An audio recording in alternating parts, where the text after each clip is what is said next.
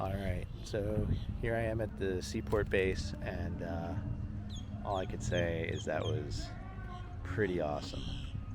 Very excited for tomorrow, um, and it was not as bad as I thought landing the seaplane.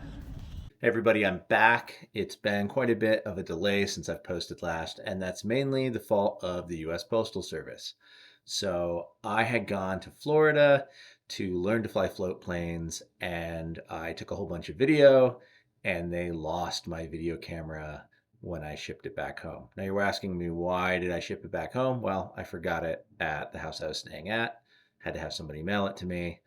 And so luckily I had transferred half the video off, and I was able to at least get that part. And the camera and the rest of the video, it's gone forever. So thanks for that, Postal Service. Always, I guess, make sure that you don't forget things when you're traveling. Oh well.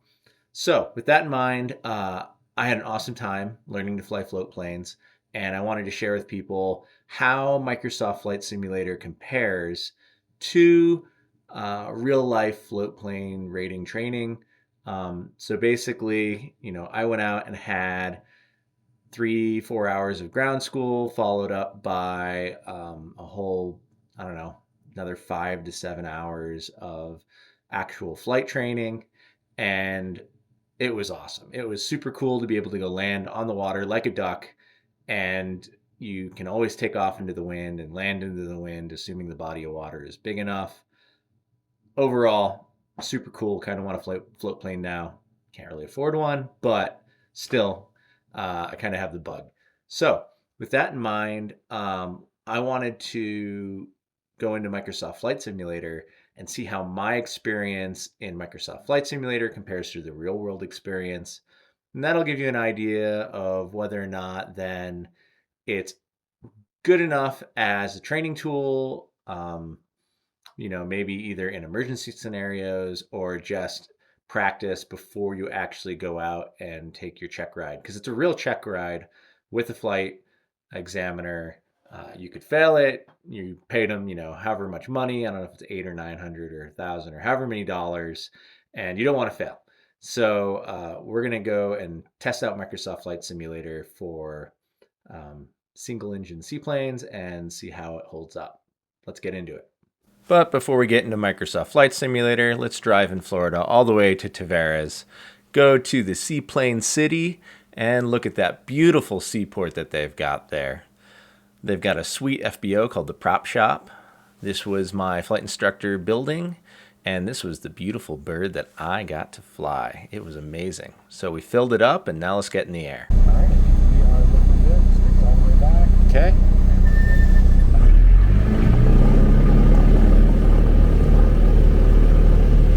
So here I am on my first takeoff, and unfortunately the camera angle is terrible, but I didn't realize that until the end of the first day and I reviewed the footage.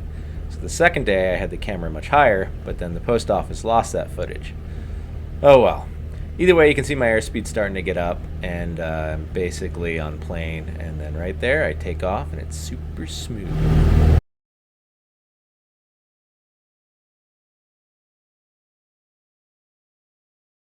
So after going around the pattern once, I'm now lined up for my first landing. You can see I've got a visual reference on the left there, which is that tree. And I'm just easing it down real close to stall speed. And right about there, I touch down, throttle off, full power, or full yoke back.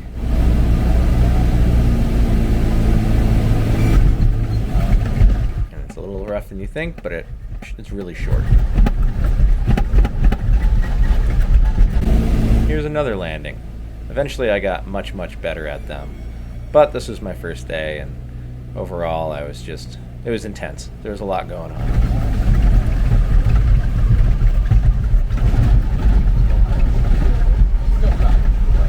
Yeah, much smoother than the last one we were actually helping.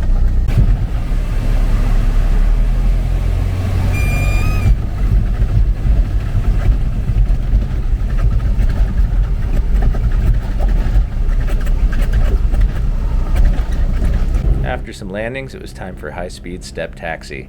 Basically, keep your airspeed below flying, Keep yourself on step, and don't make any downwind to upwind turns, or else your plane will flip right over. So for as much fun as this is, let's get over to Microsoft Flight Simulator and let's set it up so that we can essentially fly the same plane in the same lake and see how the two of them compare. So I've got the map pulled up here. We're going to be at Tavares Seaport. And essentially we want our flight conditions to have wind coming from the south with about 7 knots of speed. Gusts don't really matter. You don't have to have much of them. I have it around 10 o'clock. And we got a Cessna 172, which is what I learned to fly in. And we're just going to depart here towards the south. And set as departure, fly, make sure the throttle is down. It's going to load up. Now, one thing that I realized that I didn't expect is that when you're flying, you always have got the stick back. And so I ended up having to put my arm around it whenever I was just sitting there idling around. Basically, just always keep it back. If your arm gets tired, you can hook it on your elbow. But it's a pretty good bicep workout. So just basically, as soon as you land, stick back. As soon as you go from idle to any speed, stick back. Always just stick back. And this yoke isn't as much force as the real yoke in the 172, but it's better than nothing. And so it's just something to always keep track of is, do you have your stick back when you're moving? If not, well, you'd fail your check ride. You don't want that. So we're going to do the 4 different scenarios that I had to do in my flight exam, and we're going to see how Flight Simulator compares to that in the real world to Flight Simulator. So let's try that out. So I'm going to click ready to fly, and it looks like already it ignored my wind. So let's set that correctly here. Wind speed, 7 or 8 knots, and then we want it coming from the south. Great. Alrighty, and then I'm gonna check and make sure the plane's all configured right. So I want landing gear up, which it is.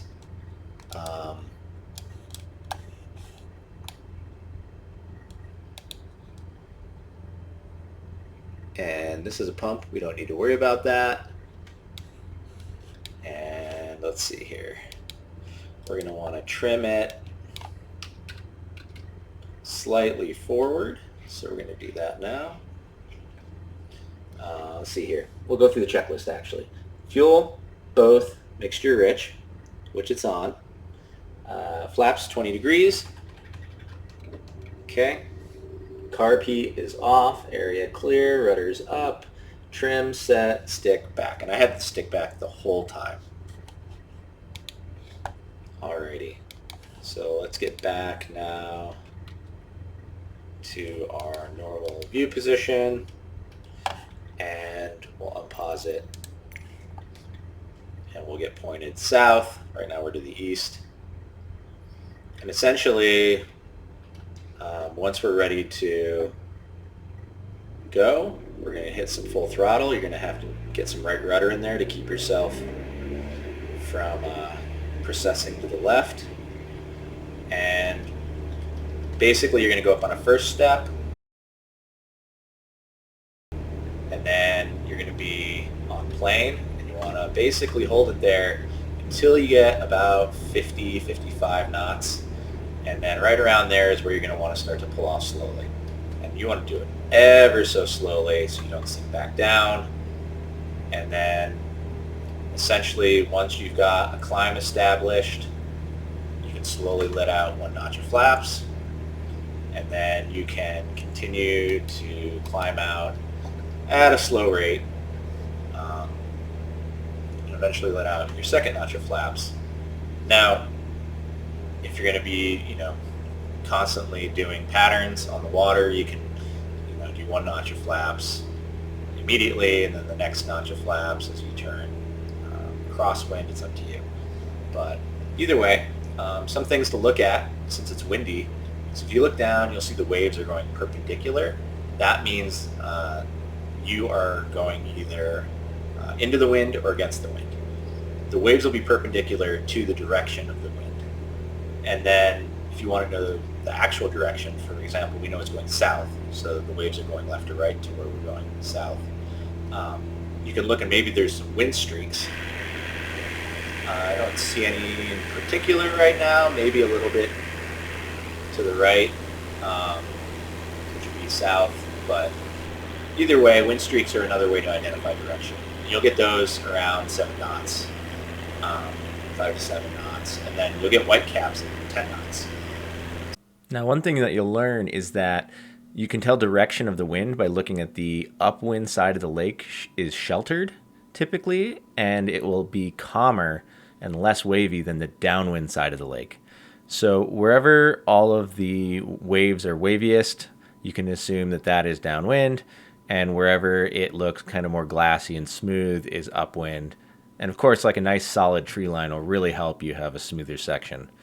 That's important when you have a section of the lake. If it's really wavy, you'd want to go land at the upwind area because you'd want to land in smaller waves than if it's, really rough anywhere else on the lake. So something to keep in mind if the weather starts to get a little bit crazy when you're flying a seaplane. All right, so we made it around the pattern. Now we're going to come in for a landing. Now, essentially, you're going to want to have a 70 knot approach.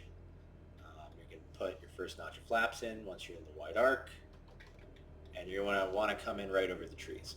So eventually we're lined up with the waves, and you can see, they're kind of coming in perpendicular right there. And then we're going to be keeping it in the wide arc.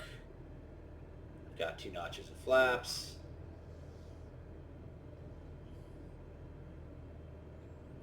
And then essentially we're just going to let it go in nice and slow into the wind. I know the water is about, it says 80 feet here. So we're just going to let it slow down, and then we're going to flare it a little bit, keep our speed right about like that, and then as soon as you hit the water, idle, stick back. Yep, just like that. Perfect. And then you're just going to slow down and stop. If you skip, essentially you want to do a go-round, unless maybe it's a tiny thing, and in which case, just completely idle, full stick back. This is not an instruction on how to fly float planes. This is just to show whether or not I feel like the flight simulator is similar to the actual training I had. So far, that landing seemed pretty realistic. So now let's do a confined, we'll do a glassy water takeoff. So glassy water takeoff, same thing, 2 notches of flaps. Actually, let's see here. What's the next one? See here, rough water takeoff. Essentially, we'll skip that because that's kind of like a regular takeoff, but you keep the stick back harder. You don't let it come forward on plane as much. You do a little bit, but basically you want to take off as soon as you can and then flatten out and then just very gradually climb out. You don't want to let it settle back in. But let's do glassy water. So glassy water, same as before, 2 notches of flaps, full throttle, full back, but we're going to put the ailerons left, right rudder, get one ski out of the water or pontoon out of the water, float, and then take off after that. So, all right, stick back, full throttle, keep the plane straight, and then essentially, okay, now I'm on plane. I'm going to go full left aileron. And then as soon as it comes off, you've got to ease off of it. So, whoop, there. Oh, I'm way too low airspeed.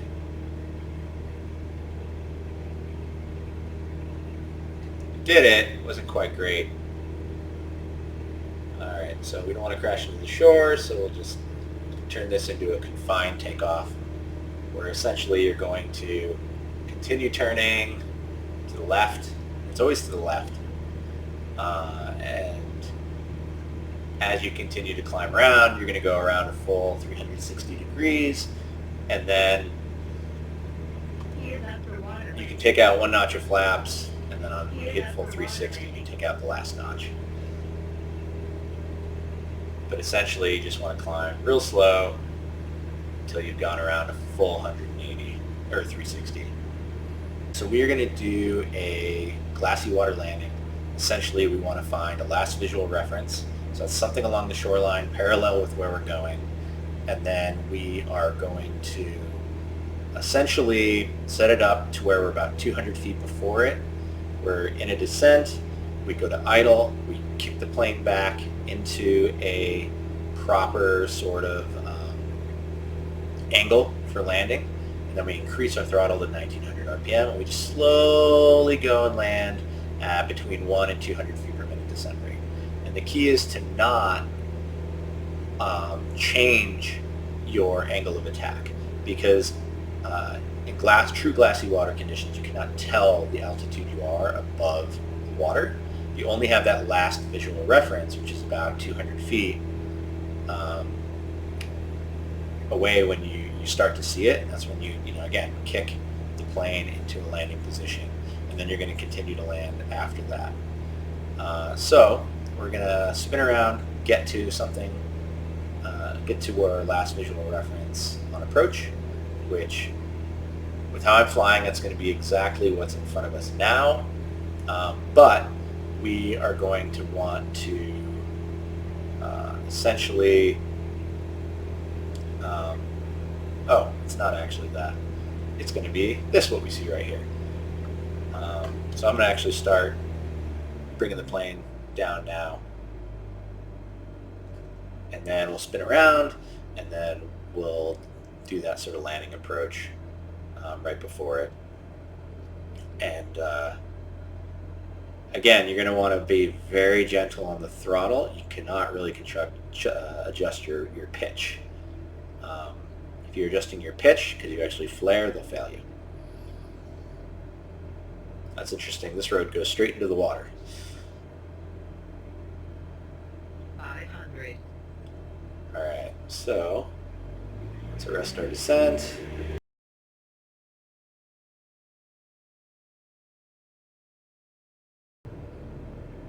All right, we're going to consider that stuff on the right our last known visual reference. So now I go completely idle. I aggressively put the plane in upward position, and then I increase my throttle to about 1900. Right about there. And we're just going to slowly let it settle down. Just like that. Yep.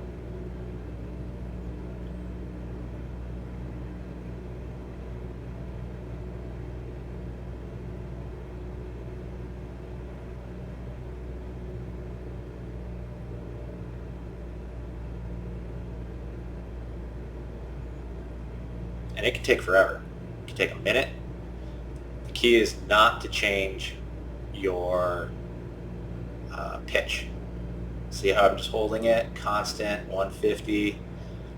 You could take a minute and a half, and it will still pass you. And then right as you're about to hit that water, full idle, throttle back, yoke back. So we're about to hit it. Oop. And I skipped.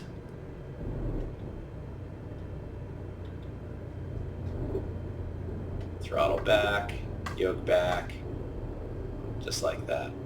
Now in real glassy water, grab your floats really hard and that would stop you a lot quicker. But with this, the waves how they were, we kind of bounced a bit. But that's what you want, is a very slow descent rate. And so I'd say that overall, other than the bouncing, Flight Simulator gave us about an 8 out of 10 on being able to just perfectly match that slow descent rate. Learning that skill, super critical. So I'd say that's pretty accurate. So let's try again and do a glassy water takeoff with one ski. And so flaps set to 20. I'll confirm that by looking down. Yep. And then full throttle, yoke back, right rudder. We're going to get up on plane, and then Flight Simulator likes to bounce it when you're on step. So I have a full left aileron right now with my right rudder. To keep us straight, I'm on one ski, getting up to speed, and then I hit 50, so I can just slowly come back and take off. So that was much better. So I give that, pretty realistic, being able to get up on one ski and then stay straight and take off. It's pretty good stick and rudder skills.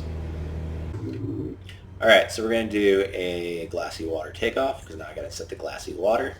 So flaps are set to 20, stick full back, full throttle, carpet's off. All right, and Microsoft Flight Simulator, once it starts bouncing, it means you're on step, even though I don't necessarily agree with that. So I'm going to go full left, aileron, and then it's going to eventually go over onto one ski as we get up to speed like that. You just want to be gentle. Don't go too far over. Let it accelerate up to about 50, and then you can pull off. But you got to be on one ski when you're doing it. All right, so we're going to do a short field landing. You want to have a stabilized approach, 2 notches of flaps, come in real slow over your trees, and then essentially you want to, as soon as you hit the trees, idle 3rd row flaps. So I'm coming in, idle, dive, 3rd row flaps, point it, pull back, and then you just want to let it slowly bleed off as you land on the water.